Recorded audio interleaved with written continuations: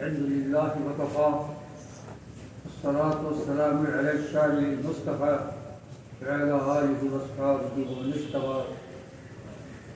أما بعد فقد قال الله تبارك وتعالى في القرآن المجيد والفرقان الحميد. أعوذ بالله من الشيطان الرجيم. بسم الله الرحمن الرحيم. وما آتاكم الرسول فخذوه. صدق الله مولانا العظيم وبلغه رسوله النبي الكريم ونحن على ذلك لمن الشاهدين والشاكرين والحمد لله رب العالمين. وقال سيدنا رسول الله صلى الله عليه وسلم: من رأى منكم منكرا فليغيره بيده فإن لم يستطع فبلسانه فإن لم يستطع فبقلبه وذلك أضعف الإيمان. وفي رواية: وليس وراء ذلك حبة خردل من الإيمان. صدق رسول الله صلى الله عليه وسلم.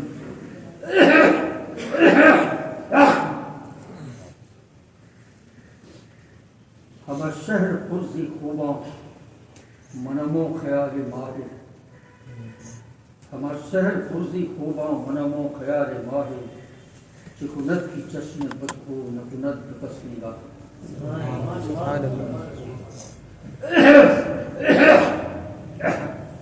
طبیعت کا حال آپ دیکھ رہے ہیں. جسموں میں تکلیف، پروسٹیٹ گلینڈ کی تکلیف اور بچپن سے پرانا مرض کرونک برونکائٹس کا ابھار ہو گیا ہے. باتیں کرو کچھ کرو بے تحاشا کھانسی یہ کرونک برونکائٹس یہ جانے والا مرض نہیں ہے. دوائیں کرتا ہوں یہ بچپن سے ہے. 1964 میں 1 مہینہ رگڑ ڈالا, 1996 میں 6 مہینے. اب بھی یہ تقریباً نومبر کے آخر سے یہ اس کا دور ہے. جب تک دوسری بات عمر بھی اچھی خاصی ہو چکی ہے. اللہ تبارک و تعالیٰ کو علم نجوم یا اور کسی قسم کی باتوں کا پابند نہیں ہے. یفعل ما یشاء, جو چاہتا ہے کرتا ہے. وہ کسی چیز کا پابند نہیں. جو تجربہ کار لوگوں نے علم نجوم یا علم رمل, علم جفر کچھ نہیں, وہ سمندری کچھ نہیں, وہ کسی چیز کا پابند نہیں. پتہ نہیں اب کتنی بڑی زندگی ہے, نہیں معلوم اگلے سال اس تاریخ تک میں زندہ رہوں گا کہ نہیں رہوں گا. تو ان حالات میں اور بھی چھوٹی موٹی بیماریاں بھی ہیں. کبھی پیٹ گڑبڑ ہو جاتا ہے, بینائی کی کمزوری ہے, کبھی یورک ایسڈ بڑھ جاتا ہے یہ. لیکن یہ 2-3 بیماریاں بہت زبردست ہیں. گھٹنوں کی تکلیف, پروسٹیٹ گلینڈ کی تکلیف اور یہ کرونک برونکائٹس بہت ہے. اس لیے احباب نے ہمارے چاہا کہ دھام نگر شریف بھی جانا نہیں ہوا اور آج یہاں تاریخ ہے موجود ہوں. کون بولے گا, کیا کرے گا. ان ساری تکلیفوں کے باوجود میں حاضر ہوں. زیادہ وقت بھی نہیں ہے, تھوڑی دیر. میں نے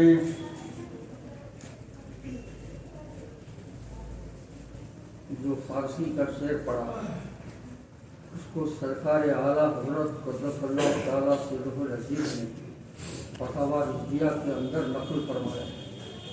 یہ شعر ہے بہت بڑے ولی جو لکھنؤ شہر میں آرام فرما ہے, حضرت شاہ مینا رحمۃ اللہ. ہمارا شہر پرزی خوباں, سارے شہر میں کتنے حسین کتنے خوبصورت پڑے ہوئے ہیں. یہ بھی حسین, یہ بھی حسین, یہ بھی حسین, یہ بھی خوبصورت, یہ ہے وہ ہے. ہمارا شہر پرزی خوباں منمو خیال ماہر. لیکن میں ہوں ایک چاند جو ہے مجھے اسی کا خیال. اور شہر پوری خوباں منم و خیال ماں ہے، سارا شہر حسینوں سے بھرا ہوا ہے، لیکن ایک چاند ہے کہ مجھے اسی کا خیال ہے۔ چکنم کی چشمے بدبو، میں کیا کروں کہ میری آنکھ جو ہے اس کی عادت اتنی بری ہے کہ نکنک بکس نگاہ ہے، اس چاند کو چھوڑ کر کے اس کو دیکھتا بھی نعرہ تکبیر، اللہ اکبر، نعرہ رسالہ، یا رسول اللہ، سرکار مجاہد ملت زندہ باد، اور علامہ صاحب قبلہ زندہ باد۔ ہمارا شہر پوری خوباں منم و خیال ماں ہے، سارا شہر خوبصورتوں سے حسینوں سے بھرا ہوا ہے، منم و خیال ماں ہے، مجھے ایک چاند کا خیال ہے۔ چکنم کی چشمے بدبو، میری آنکھ اتنی، اس کی عادت اتنی خراب ہو گئی ہے کہ اسی کو چھوڑ کر کے میری آنکھ کسی کو دیکھتی ہی نہیں۔ آپ غور کیجیے کس قسم کا شعر ہے یہ اور کس کا شعر؟ حضرت شاہ مینا رحمۃ اللہ علیہ کا ہے، جس کو سرکار اعلیٰ حضرت نے نقل فرمایا ہے۔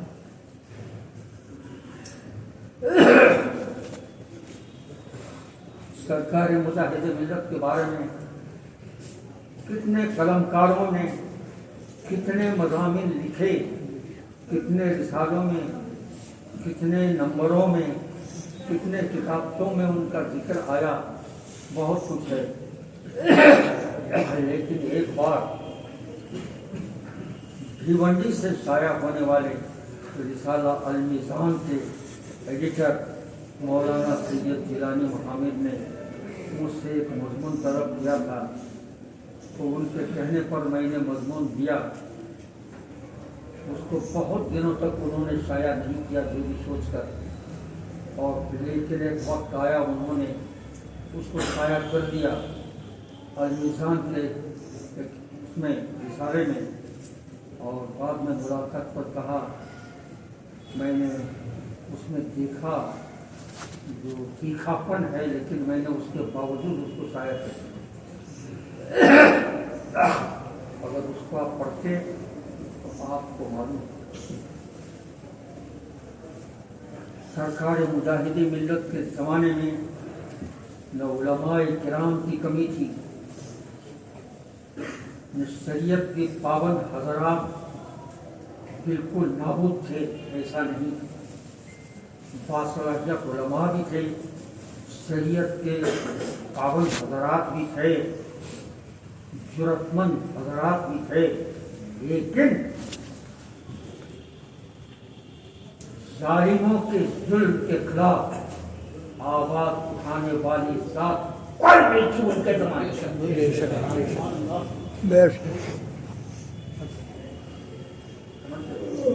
موسیٰ علیہ السلام کے، میں نے اس مضمون میں لکھا تھا، موسیٰ علیہ السلام کے زمانے سے لے کر اس زمانے تک، اسی زمانے میں موسیٰ علیہ السلام کو اللہ نے بنایا، کسی زمانے میں حضرت عیسیٰ علیہ السلام کو بنایا، کسی زمانے میں اللہ تبارک و تعالیٰ نے امام احمد ابن حنبل رضی اللہ تعالیٰ عنہ، کسی زمانے میں اللہ نے سرکار اعلیٰ حضرت کو بنایا، اور سرکار مجاہد ملت کا جو زمانہ تھا، اس زمانے میں ظالموں کے ظلم کے خلاف آواز اٹھانے والی کوئی دوسری طرف نہیں تھی۔ اسی کی طرف اشارہ کیا ہے انہوں نے جیلانی میاں نے آپ کے مضمون میں نے جو دیکھا، جو تیکھا پن تھا، اس کے باوجود میں نے شائع کر دیا ہے۔ یہ ہے وہ تیکھا پن جو ان کے زمانے میں نہیں تھا کوئی۔ اس کے پیش نظر سرکار اعلیٰ حضرت نے نقل فرمایا ہے، حضرت شاہ مینا رحمۃ اللہ علیہ کے شعر کو غور کیجیے، ہمارا شہر پرسی خوباں منمو خیال ماہی، سارا شہر حسینوں سے بھرا ہوا ہے، لیکن میں ہوں اور میرا ایک چاند ہے، اسی کا مجھے خیال ہے۔ میں کیا کروں، میری آنکھ، میری نگاہ اتنی بری عادت اس کی ہے کہ اس ایک کو چھوڑ کر کے یہ آنکھ کسی کی طرف دیکھتی نہیں۔ ایسا شعر ہے، آپ غور کیجیے۔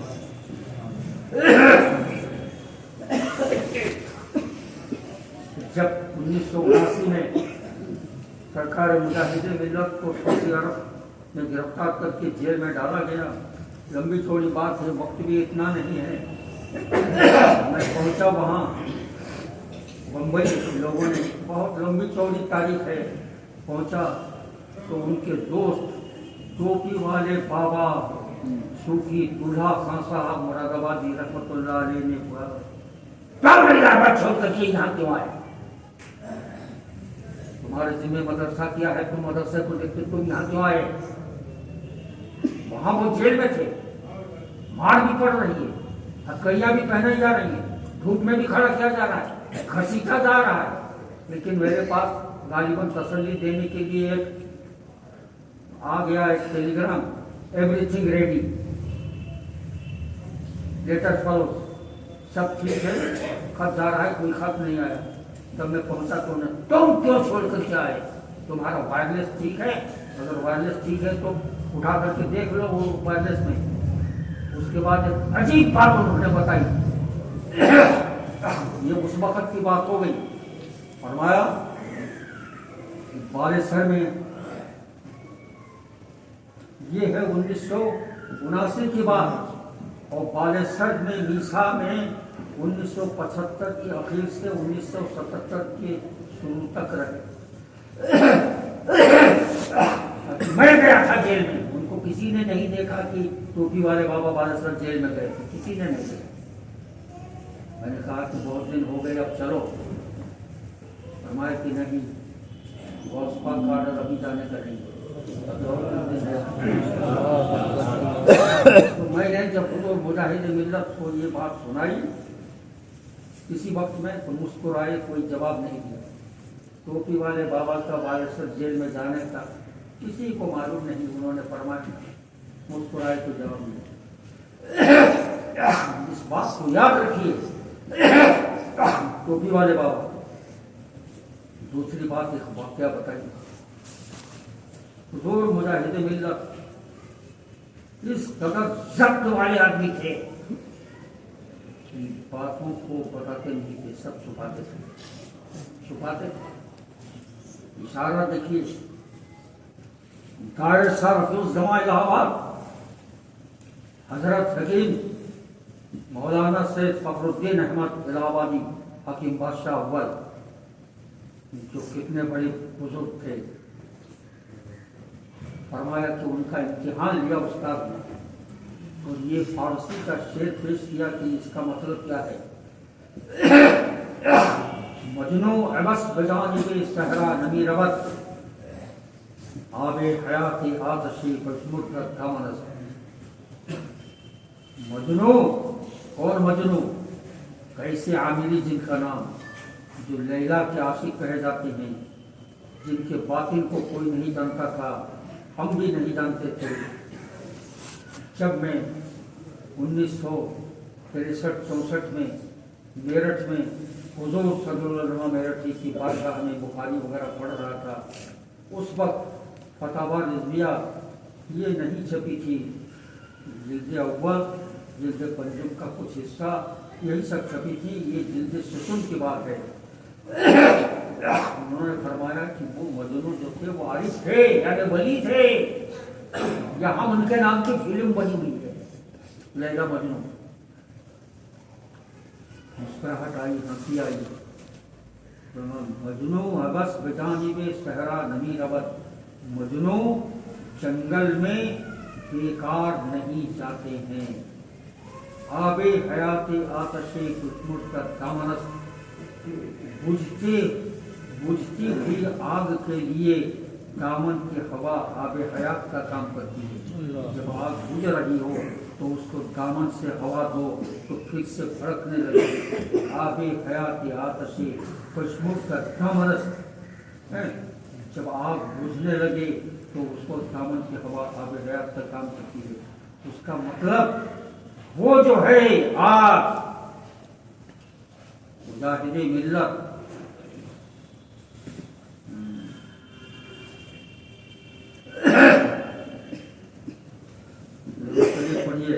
اللهم صل على سيدنا مولانا محمد وعلى آله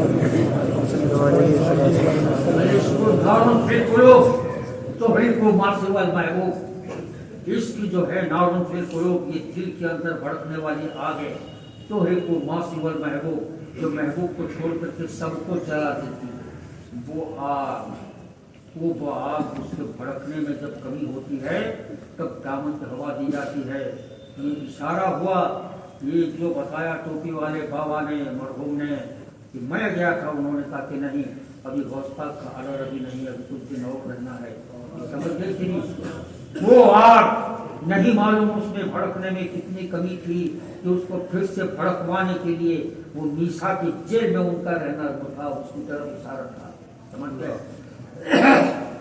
بہرحال ان کی یہ وقت بہت کم ہے، میں چند باتیں نہیں معلوم آگے میرا عالم کیا رہے گا، میں آج کی تاریخ تک پھر زندہ رہوں گا نہیں رہوں گا، چند باتیں بتاتا ہوں، ان کو یاد رکھیے، جن کو میں مختلف اوقات پر مختلف جمعوں میں الگ الگ وقتوں پر میں نے سب آپ کو سنایا ہے، ان کو ایک ایک کر کے یاد رکھیے. چند باتیں مجھے جلدی ختم کرنا ہے. ایک بات یہ ہے، باطن کا صحیح کرنا دل کا بڑا مشکل کام ہے. ظاہر کو صحیح کرنا آسان ہے، اس کو تو کرو. ظاہر کو وضع پتہ اور اپنی صورت ظاہر کو یہ اتنا مشکل نہیں ہے، باطن کو صحیح کرنا بڑا مشکل ہے، اس کو تو صحیح کرو. ظاہر بات ہے، بزرگ نے کسی ولی نے فرمایا ہے، نفاحت الانس میں حضرت جامی نے لکھا ہے، جبال بالراس عبرتی ایسر بالاخراج ریاء عن القلب. سوئی کی نوک سے پہاڑ کو کھود ڈالنا آسان ہے، دل میں سے ریاکاری کو شرک اصغر کو نکالنا مشکل ہے. فرمایا، میں ایک ایک کر کے بتا رہا ہوں، یہ سمجھے کہ حضرات الذہب یعنی سونے کے یہ ٹکڑے، سونے کے ٹکڑے میں آپ کے سامنے پکڑ رہا ہوں. حضرات الذہب میرے استاد گرامی جنہوں نے مجھے بخاری وغیرہ پڑھائی، حضرت صدر العلماء امام النحو علامہ سید غلام جیلانی میرٹھی قدس سرہ، ان کے چچادہ بھائی مولانا سید غلام محمد. مولانا سید غلام محمد کہنے سے کسی گھٹیا شخص کی طرف آپ نہ سوچیے، ان مولانا سید غلام محمد کی بات کر رہا ہوں جو ان کے چچیرے بھائی تھے، حضور مجاہد ملت کے شاگرد تھے. وہ گئے چشتی تھے اور وہاں پر مہاجر مدنی تھے، وہاں آئے بھی بھارت، پھر گئے دفن بھی ہو چکے. ان کی ریاضت کے بارے میں ذکر کر کے فرمایا، ان کی کیا ریاضت تھی، 5 دن کو چھوڑ کر کے باقی سال بھر جو ہے روزہ رکھنا. 5 دن جن میں روزہ رکھنا حرام ہے، ان کو چھوڑ کے. مدینہ شریف میں 1968 میں مجھے وہ حضرت شیخ الدلائل قدس سرہ شیخ محمد شفر رحمۃ اللہ علیہ کے یہاں دارالقرار شریف کے دور میں جو لے کے جاتے تھے، عصر کے بعد ایک راستے میں کبھی مغرب کا وقت ہو گیا تو وہ کہیں دیکھا کہ پانی ہے، بمبا ہے، ایک بوتل میں سرکہ رکھتے تھے، نکالتے تھے سرکہ ڈال کر کے تھوڑا سا پانی ڈال کر کے اس کو پیتے تھے، افطار کرتے تھے. پیو گے مجھے بھی کھلاتے. رات بھر عبادت کرتے تھے اور صائم الدہر قائم اللیل. حضور مجاہد ملت نے فرمایا، یہ شخص اس کی اتنی ریاضت ہے اپنے شاگرد کے بارے میں، لیکن جہاں تک پہنچنا چاہیے یہ شخص نہیں پہنچ سکتا. 3 خرابیاں تھیں، 3 خرابیاں اپنے شاگرد کے بارے میں. میرے استاد کے چچادہ بھائی، ایک چشتی ہے، بہت خوب ہے، لیکن قادریت کے اوپر چشتیت کو فوق دینا، حضور غوث پاک رضی اللہ تعالیٰ عنہ سے حضور سلطان الہند کو فوقیت دینا. ایک دوسری بات، جمہور کے مذہب کے خلاف جمہور اہل سنت کے ابو طالب صاحب کو مومن ماننا کہ مومن ہے، وہ ایسے بولتے تھے. تیسری بات، ابو طالب کو کوئی اگر کہہ دے کہ کفر پر وہ کچھ کفر کی چھینک مجھ پر پڑ جائے، ایسے بولتے تھے. تیسری چیز، حضرت امیر معاویہ رضی اللہ تعالیٰ عنہ کے اوپر لان تان کرنا ہے، اور اگر کوئی نہ کرے تو کہنا ہاں ہاں آپ کیوں کرو گے، مامو جان ہے نا، ام المومنین حضرت ام حبیبہ کے بھائی آپ کیا کرو گے، مامو جان ہے نا، تاکہ 3 باتوں کی وجہ سے اس قدر ریاضت کے باوجود اس کو وہ منزل نہیں پہنچے۔ ایک بات، کبھی مکہ شریف مدینہ شریف وغیرہ جاؤ،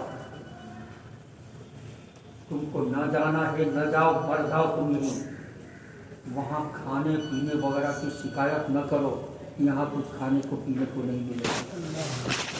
اور بزرگ تھے پرانے زمانے میں، آج کل تو ہالینڈ کا دہی ملے گا، ہالینڈ اور کہاں کہاں کا دہی ملے گا، تو وہ دہی تھا، چاہے بکری کے دودھ کا دہی ہو یا کسی چیز کے، ان کو اچھا نہ لگا، تھا مدینہ شریف کا دہی اچھا نہیں ہے۔ خواب میں دیکھا کہ میرے ملک کا دہی ایسا ہوتا ہے، تم کو اگر اچھا دہی کھانا تھا تو اپنے ملک میں نہ رہ کر کے مدینے میں کیوں آئے؟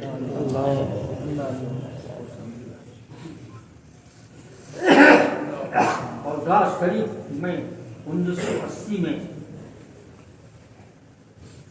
خواتین آ رہی ہیں، جو سرکار غوث پاک رضی اللہ تعالیٰ عنہ کا حجرہ جس کو کھلا ہے اس میں اندر جا رہی ہیں، زیارت کر رہی ہیں، فاتحہ پڑھ رہی ہیں۔ کسی نے جو ہے ان کے لباس کو، ان کے حلیہ کو سب کو دیکھا، دیکھ کر کے کچھ کہا، حضور نے منہ پھیر لیا۔ جب وہ کہنے والا چلا گیا، مجھ سے فرمایا ہم یہاں پر یہی سب دیکھنے کو آئے ہیں، ہم اس طرح کے بھکاری ہیں، یہ اگر سنی نہ ہوتی تو یہاں نہیں آتی، حضور غوث پاک کے حجرے کے اندر فاتحہ نہ پڑھتی، یہ سب سنی ہیں۔ ہم وہابیوں کے مرتکبان کفر کے جو ہے ان کا رد کرتے ہیں، یہ جو سنی عورتیں آ رہی ہیں، ان کے لباس، ان کے جسم کو، یہی سب ہم دیکھنے کو آئے ہیں، یہ اگر چاہیں تو ان کو سب کو بخشوا دیں گے، اب یہ سب دیکھنے کو نہیں آئے ہیں۔ لنگر کھانے میں عصر کے وقت میں جو وہاں پر اس کو مرکا بھی کہتے تھے، شوربا بھی، چاول اور ڈمبے کا گوشت اور نمک کو اسی طریقے سے وہ بنتا تھا۔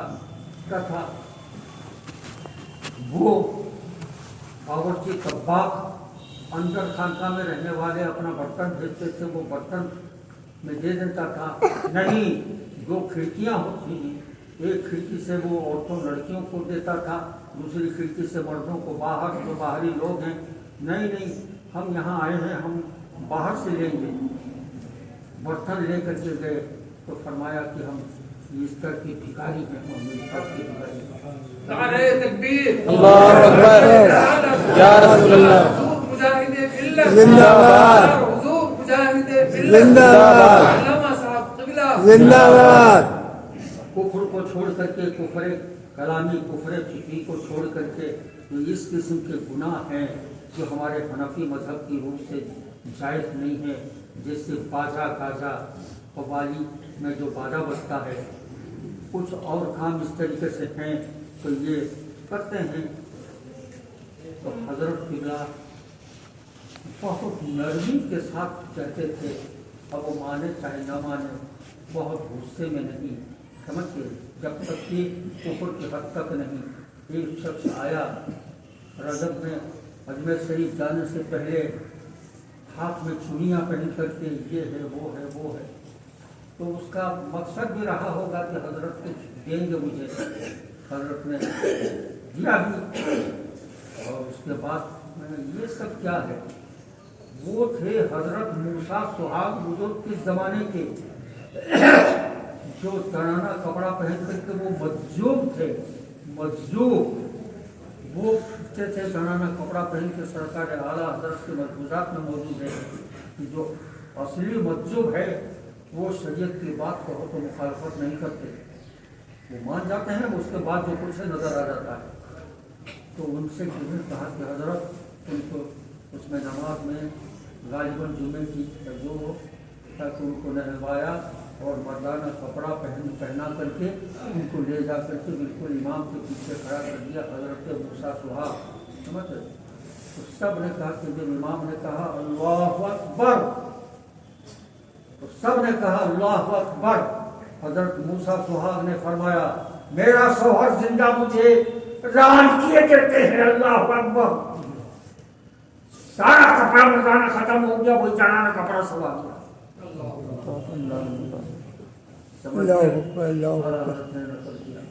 یہ فرمایا وہ ان کی بات تھی.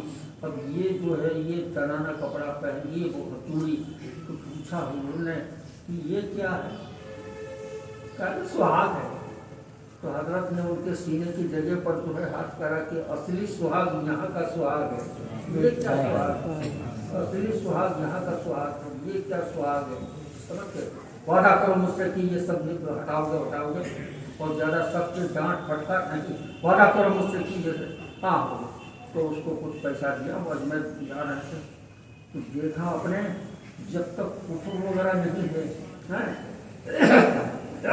کہیں پر قوالی ہو رہی ہے, چشتی ہیں, ابوالعلائی ہیں, خود نہیں سنتے تھے. باقی جو تھے سمجھتا وہ اگر حضور مجاہد ملت پہنچ گئے اے روکو حضور تشریف رکھیں ذرا بغیر باجے کے تھوڑا سا سنا دو. ایک ہاتھ بند بغیر باجے کو سنا دیا, خود نہیں سنتے تھے. لیکن جو لوگ سنتے تھے یہ نہیں کہ ڈانٹ کر کے کتے کمینے پڑانا ڈھکا یہ وہ یہ سب نہیں. سمجھتے کہ نہیں اس کے چکر میں نہیں پڑتے تھے. یہ کفر نہیں ہے.